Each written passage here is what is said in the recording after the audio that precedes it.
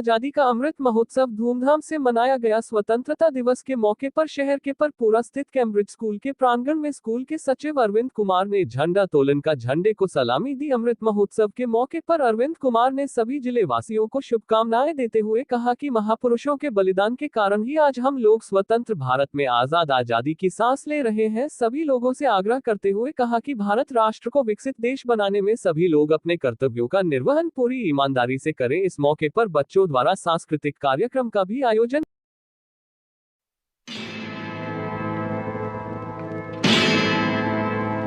मेरा धर्मा तू तेरा सब कुछ मैं, मेरा सब कुछ तू।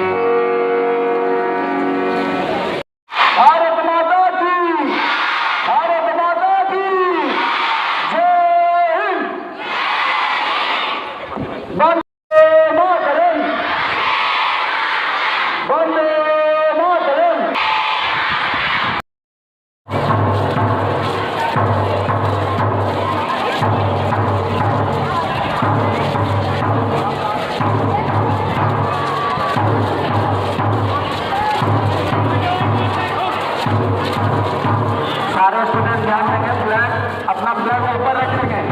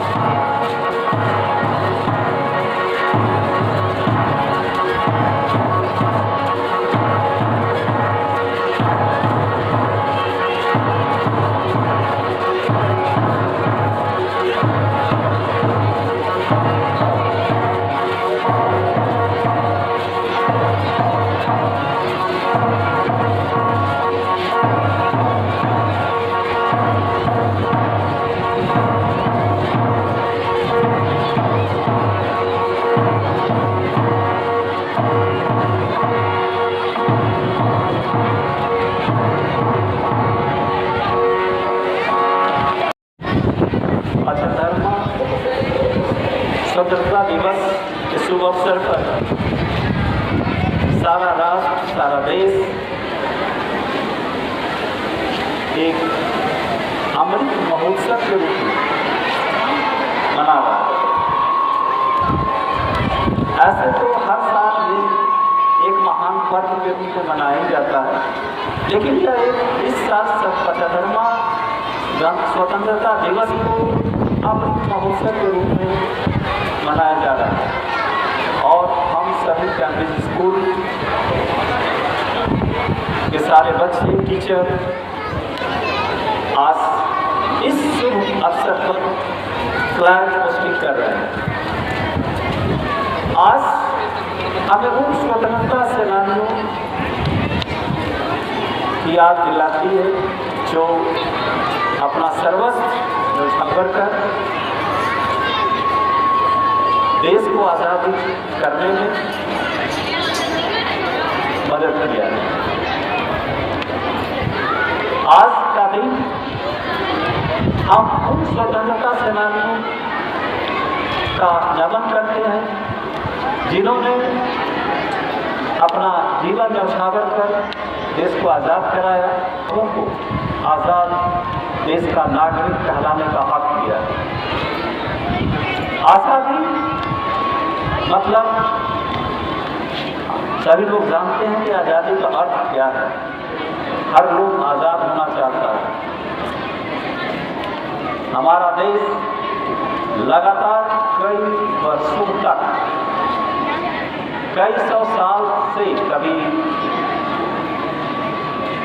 बाहरी